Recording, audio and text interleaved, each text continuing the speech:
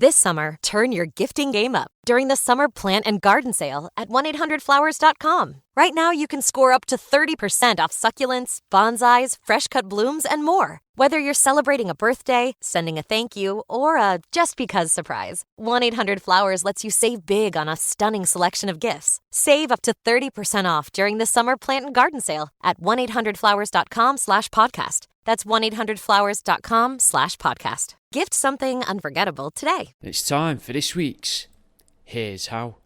And this week, here's how to make people think you're called Barry. When chatting to a woman behind the cafe counter, ask her if her sister is a teacher, because she looks like a spitting image.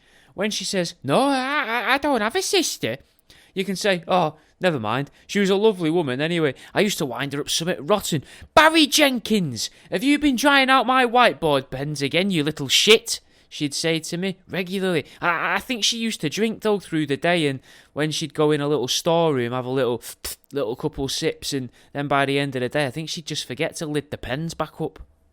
Next time you're in a two-man team on PlayStation with a stranger, explain to him how your mate you used to play with always used to be saying, "Bloody hell, Barry, you're shit at this." But then go on to tell them about how you miss him, saying how you grew up together but he lost his life in an accident on Carnegie Road by the old industrial estate, how he was driving his girlfriend's Kia and a taxi driver T-boned him, and because of the age of the Kia and the weight of the battery in the hybrid taxi, he never stood a chance, and that you go to see his mum sometimes but she's just a shell of her former self. When you're comforting a friend's brother at a barbecue about his itchy penis, you can tell him that when you went to see Dr. Rakesh, that he said, "Mr. Herschel," and you said, "Please, please, doctor, you've got my cock in one hand and my foreskin in your fingers, please, call me Barry."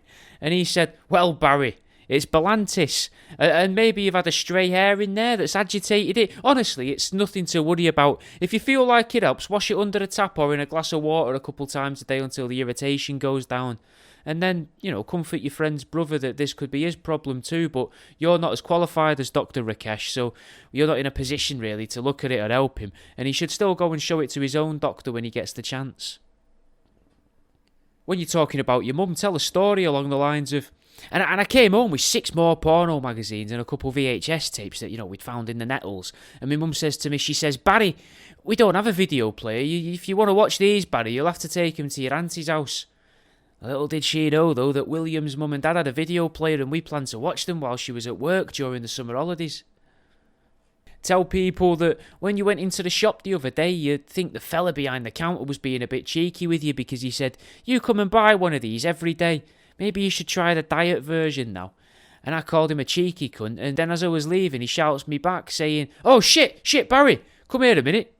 And I get back to the till and he says, "There you go, mate, got you in a few extra steps there," and winked at you.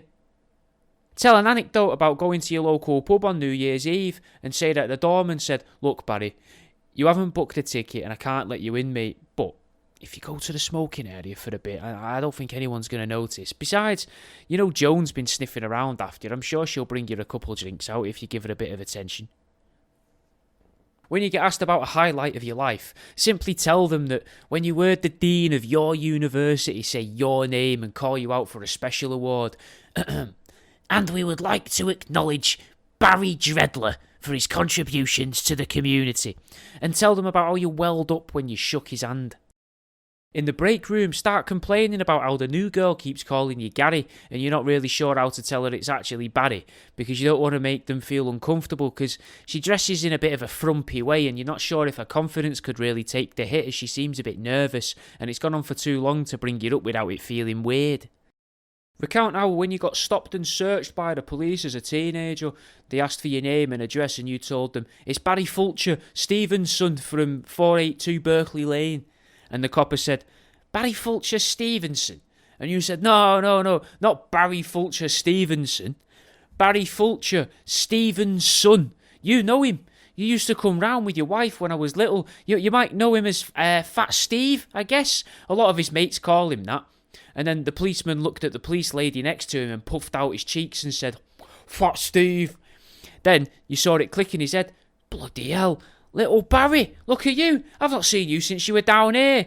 and how you joked with him saying, I thought that's why you stopped coming over, because my dad caught us. And he started frowning and told you not to say that to people and warned he could give you a caution on the spot just for insinuating he made you suck his dick.